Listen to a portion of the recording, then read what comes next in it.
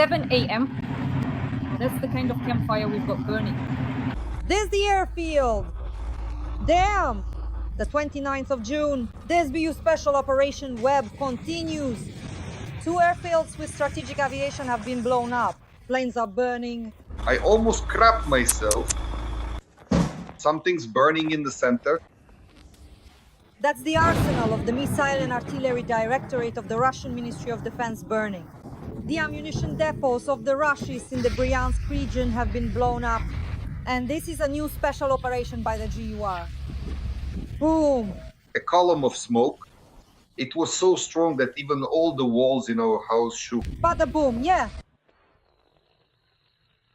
The Russians are in a state of panic. They're turning off lights, saying you can't turn them on because drones are flying towards heat. GUR drones struck the arsenal of the Missile and Artillery Directorate of Russia's Ministry of Defense. The ammunition depots of the Russians in the Bryansk region have been blown up. The SBU destroyed the Kirovske airfield in occupied Crimea. In short, it's a complete disaster. The whole sky lit up. I'm in shock. The enemy's Pantsir S-1 is burning. 3 air defense helicopters have been destroyed. The entire base exploded. Everything is on fire. It's very scary.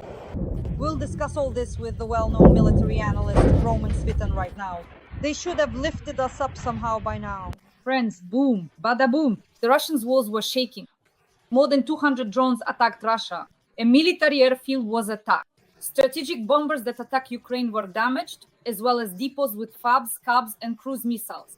Moreover, reports say that Ki H-555 and Ki H-101 missiles for the Tuesday 95 and Tuesday 160 have been damaged. Mi-8, Mi-26, and Mi-28 helicopters were destroyed, as well as a Pantsir S-1 air defense missile system. The GUR successfully attacked Russian targets in temporarily occupied Crimea.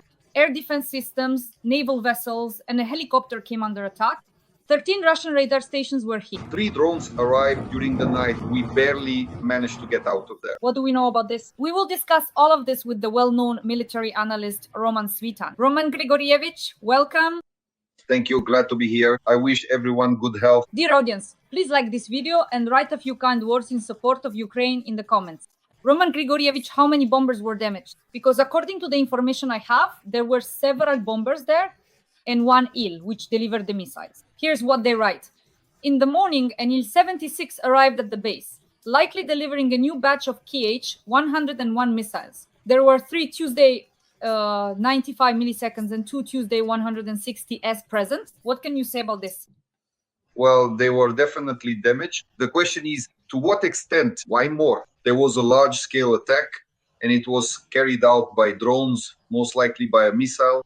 There was a big boom. Since there was this big boom, then the fifth element that broke through the roof, if anyone remembers that movie, was most likely one of our missiles. I wouldn't even rule out the possibility that a long-range Neptune was used in this direction. And naturally, the detonation that occurred after the strike and the detonation of missiles, aerial bombs, and small arms ammunition, the kind that's loaded into aircraft, meant that, of course, the planes parked nearby couldn't have escaped damage. The question is, to what extent were they damaged? I think that within a few days, our intelligence, our general staff will confirm it after analyzing satellite imagery and other means of objective control. And then we'll have another reason to celebrate. Maybe in the next stream, we'll be able to confirm it for sure. Roman Grigorievich, so what could have been hit? So the bombers themselves, a warehouse with cruise missiles, and a warehouse with aviation fuel. So these were the targets of the armed forces of Ukraine, our missiles and our drones? Any strategic bomber base is, just to give you an idea, like a large city. In addition to the airfield itself, a huge number of infrastructure facilities of various types are involved in supporting it, ranging from underground fuel storage tanks holding tens of thousands of tons of aviation kerosene to various warehouses and PPE storage. Especially important is the special engineering service for missile preparation, and of course the storage of aviation bombs and missiles used by these strategic bombers. By the way, not many people talk about this, but several dozen kilometers south of Engels, on the left bank of the Volga, there is another facility known as Saratov 63. This is a nuclear storage site, or more precisely, a storage facility for nuclear warheads for strategic and tactical aviation. In other words, there are significant stockpiles there belonging to the 12th Main Directorate of the Ministry of Defense of the Russian Federation, specifically of tactical nuclear weapons. So just a few dozen kilometers away, and the mushroom cloud wouldn't be like the one over Engulfed. It would be a massive one reaching all the way to Kazakhstan. The Kazakhs would have seen it already. It's a shame, really. I have too many friends in Kazakhstan, so of course I'd hate to disappoint them like that. But still, I mean, this is a really serious facility. You can't just take it out with rockets and drones. To flatten it completely, you'd need several squadrons of bombers for carpet bombing. But if you blow up this underground part, and let me repeat, the fuel storage contains tens of thousands of tons of aviation kerosene, which is used by strategic bombers. A single bomber, for example, the Tuesday 160, takes on board the equivalent of 3 railway tank cars of this kerosene. More than 150 tons of aviation kerosene are loaded into it, and the Tuesday 95 takes a whole railway tank car, which is also quite a lot. So there are definitely targets worth hitting there. If a strike were to be delivered against all these facilities, it could be catastrophic for the Russians. By the way, it was to Engels that we once handed over our Tuesday aircraft, both the Tuesday 160, Tuesday 95, and Tuesday 22, as well as our Kh-55 missiles. Hundreds of missiles were handed over there by Kuchma back then. It was Kuchma who was in charge of that, at least. And now, essentially, we'll be trying to destroy our own strategic bombers that we once handed over to the Russians. As for what exactly was hit, that will become clear within a few days once the satellite images have been analyzed. Roman Grigorievich, how many military personnel are usually stationed at such air bases, at military airfields? Well, the thing is, they perform different tasks, and the area involved varies. But there should be at least a regiment there. That's for sure. About 1,500 Russian personnel should be involved in this process. 1,500 to 2,000. Could we have eliminated enemy personnel with these strikes, Roman Grigorievich? Absolutely, 100%. The thing is, even the SIS, that's the engineering and technical service, the special engineering service, naturally, they are responsible for the security and defense of the facility itself, where the missiles are stored. Missiles aren't stored like matches. There are even certain mechanisms for climate control, especially for missiles of this kind. So several dozen were definitely knocked out there, and the remaining hundreds were certainly emptied out by that strike. Believe me, the shockwave there was serious. And everyone is talking about the long-range Neptune. Yes, the modified missile. Let's discuss this missile as well as the strikes on oil refineries and depots. The sanctions of Malyuk and Budanov have now become the sanctions of Ukraine's defense forces. Why? Because such strikes naturally involve the security service of Ukraine, special operations forces at the very least, and probably also the Navy, if Neptune was used, since the coastal missile system and the launch platform are involved, at least. But I think within a day, it will become clear. Neptune Long, it's the same story. That is, it's launched from a coastal missile system. Naturally, the Navy is involved in this. The main targets for this type of missile are objects that need to be exposed. For example, a 150 kilogram warhead is not the same as the 20 kilograms on a drone, or 50, or however much they carry. A 150 kilogram warhead can reach its target and detonate, just as we've seen now, presumably, let's say for now, presumably a warehouse with missiles and aerial bombs was blown up in Engels. And naturally, the same kind of warhead could be used against TUAPs, for example, or to breach the detonation system, or even before the pumping station. This is currently one of our main objectives. God forbid it gets stopped. Right now, all these people who are not part of our government are running around with the idea of how to secure Russia's hydrocarbon industry. So, God forbid, these strikes are stopped like they were last year. If Budanov sanctions hadn't been stopped in May last year, there wouldn't be any this year, because there would be nothing left to destroy. We would have just burned everything down last year. Now, it turns out they're trying to stop these strikes again. The missile is very good. It's our basic missile Neptune or long or Neptunites, basically an X-35 missile. At one time, it was also produced at our facility. Our engines for this missile are dual circuit turbojet engine. The missile was designed for air-to-ship use.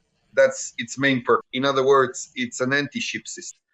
The missile was later upgraded to be able to strike ground targets, and with a good engine and additional fuel tanks, it can now travel over 500 kilometers. For example, it reached at least Tuapse, which is 500 kilometers away. I think it could also have been used against Engels because they managed to hit the warehouse that was sealed off. These missiles aren't just lying around outside. In other words, it was sealed. If it was breached, then most likely it was hit by a missile. But there's no confirmation yet. I don't think we'll confirm it either. This is more of an analytical note. Roman Grigorievich, just to clarify for our audience, what is the range of this missile and what new possibilities does this open up for us? Let's make sure we establish that now. Well, the range of the missile, at least the confirmed range, is 500 to 600 kilometers. That's for sure. We saw this with Tuapse and perhaps now with Engels as well, which is a little over 600 kilometers. That's the actual stated range. So what does 500 to 600 kilometers mean? Well, that's like a semicircle from Moscow through Engels to Tuapse. If you draw that circle, that's everything we can reliably hit with this missile. And the stated range is 1,000 kilometers. So you could put a compass at St. Petersburg, for example, and draw a semicircle almost reaching the Caucasus. So that would already cover areas closer to Kazakhstan. To the east, it would reach beyond the Volga, at least past Engels and Astrakhan, closer to Kazakhstan. And to the south, this missile would reach the North Caucasus if the stated range matches the actual flight range. Technically, this is possible. Basically, the engine is very good engine. The one we produce, it will definitely run for an hour, and the missile speed is 850 kilometers per hour. So running for an hour and a half is not a problem. The main thing is the fuel. In other words, however many extra buckets of fuel you put into the missile, that's how far it will fly. So does that mean Moscow, St. Petersburg, and military infrastructure targets could be attacked? Well, definitely they are already under serious targeting. And in order for us to fully carry out, let's say, the tasks of ensuring the security of our border, we need to reach about 2,000 kilometers. Roughly speaking, we need to be able to reach the Urals. It's about 2,000 kilometers to the Urals. But there's probably little point in making cruise missiles with such a range right now. Ideally, of course, either drones, which are a bit cheaper, or ballistic missiles. So for this kind of range, either solid fuel or liquid fuel, in other words, ballistic missiles. I think if we don't solve this issue this year, we'll do it next year. Roman Grigorievich, there's more good news. The main intelligence directorate successfully attacked Russian targets in temporarily occupied Crimea. Air defense systems came under fire, as well as naval vessels and a helicopter. 13 Russian radar stations were hit, including one L-125 Neo BSV and the BRLS MICE. How do you assess the work of the main intelligence directorate? As I understand it, all of this was carried out over a certain period of time, and it has now been documented. Every voice matters. Join our community, support independent journalism, and help us bring you the truth from Ukraine. Become a member of Ukraine Today. Join us now. Well, that definitely took several months. That's the work of the HUA's BEX, Magura. The main intelligence directorate and the security service have their own BEX. Most of them are unmanned boats, and they've turned them into aircraft carriers, both sides. Magura belongs to the WUR, and Sea Baby is the SBUs. They can now operate and function as aircraft carriers with a home port, carrying unmanned aerial vehicles, drones, and they can also carry unmanned surface and underwater vehicles, meaning they can serve as a mothership and a relay station at the same time. Here is a boat that is several meters long and a certain width. It can take unmanned aerial vehicles on board, for example, approach the coast of Crimea or somewhere else, some Russian territory closer to Novorossiysk, and just a few kilometers from the shore, launch drones with direct control using the boat itself as a relay station. The guys can carry out a combat mission just as they would directly perform a combat mission, for example, using the same FPV drones. So a drone of a certain level, a UAV takes off and then destroys Russia. Radar system destroys an anti-aircraft missile system or some other military target, depending on its capability. Plus, especially the GURs, Magura drones can also carry sea-to-air missiles, right? So basically, starting with the R-73 air-to-air missile, it's an excellent missile. It's already half a century old. Thousands of them have been produced, and we have thousands of them. It has a heat-seeking homing head, so if you lock it on, the missile will acquire the target and chase it down. And if there are two missiles, Magura drones have two missiles, then that also means the ability to destroy aerial targets. Here's confirmation of a helicopter being destroyed, and that's for sure, and not just one. One was completely destroyed, and the second was seriously damaged. So in this sense, the GUR operatives have practically become naval aviators, I would say. In other words, the GUR has stepped into a field that isn't traditionally their sand. They perform quite well there. And the security service under Malyukso, GUR led by Budanov, and the SBU led by Malyukare, now using practically the entire range of strike capabilities. And what's more, they're producing them on their own basis, which is very important. These are intelligence agencies operating from their own bases at their own expense. After all, their budgets are quite small. They're not the armed forces of Ukraine. They don't have Umerov's billions or hundreds of billions in funding. Still, they've managed to do this on their own dime. They found sponsors most likely and accomplished this kind of task. Well, good for them. There's nothing more to say. Roman Grigorievich, before we talk with you about the Belgorod region and the information from Russian military correspondents, I'd like you to give us a brief overview of the Ukrainian missile system HOTU. What are its potential capabilities and how should these capabilities be used? Please, the floor is yours. Well, to fully understand the intricate process, let's talk about precisely what HOTU actually is. It's essentially the very same as the well-known Iskander in terms of its impressive range, its powerful warhead, and its sophisticated control system. We effectively have an Iskander just like that. Several decades ago, a truly good and promising project called Sapsan was successfully launched. Based on these Sapsan, a solid fuel ballistic missile system was developed specifically for the ROM project.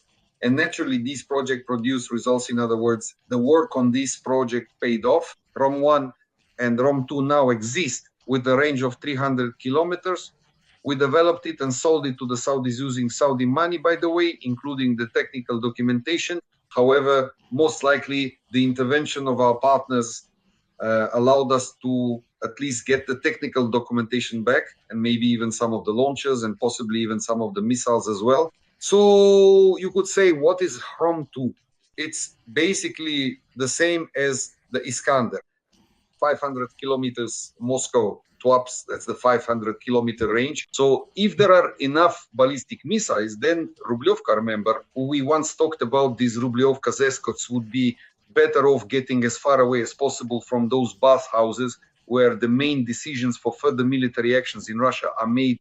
Roman Grigorievich, now, of course, this particular and significant information has been circulating for several days across various Russian propaganda channels and among numerous Russian war correspondents, because in Russia, they are actively claiming that the armed forces of Ukraine are indeed attempting to break through into the Belgorod region, a strategically important area, and this narrative is being widely disseminated. What is known about this? Let's analyze it. Well, to understand the situation, we have about 600 kilometers of border, if you don't count the Kursk, just a straight border between Belarus and Oskol, that is between Ukraine and Russia. On our side, there's the Chernihiv, Sumy and Kharkiv regions up to Oskol. On the Russian side, that's the Bryansk, Kursk, and Belgorod regions. So for us, the main task is to turn this borderline into a front line, because that's the right and smart thing to do. We need to change the architecture of the front to open the northern front. It's already open since we started moving into the Kursk direction towards Moscow, as it's called in extreme cases, idiots, for the main task of tying down enemy forces. There, several tens of thousands of Russian soldiers were tied down, and of course the creation of the so-called security zone, a buffer zone that can be called differently, a support zone if this is the front line and the minefield strip. We need to create such a security zone, a demilitarized area about 30 kilometers deep into Russian territory. And the Russians will denazify it. They immediately start bombarding it with aerial bombs and artillery and evacuate the civilian population from there. So such a buffer zone can be created by advancing not even 30 kilometers, but 3, 5, or 7 kilometers, but onto Russian territory, mining not our land, but Russian territory.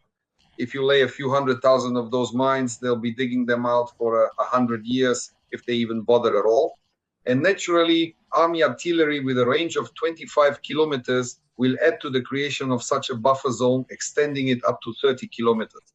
In the Kursk direction, we've done it, we've accomplished it.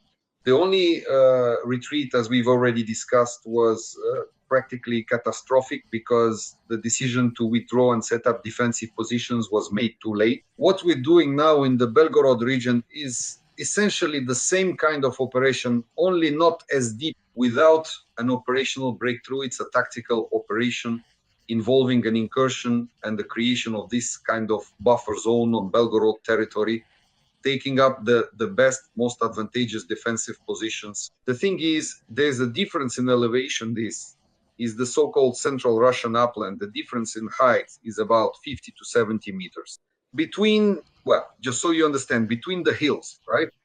The rivers, the small streams called Perpluki, are at 140 meters above sea level, while the tops of these uplands are 220 to 230 meters. These elevation difference take control of the high ground, no matter where it is, on our side or on the Russian side. If there is an opportunity to move into Russian territory to improve defensive positions, that task is carried out. Right now, in the area of Demidovka, a mission is being carried out in the Belgorod direction.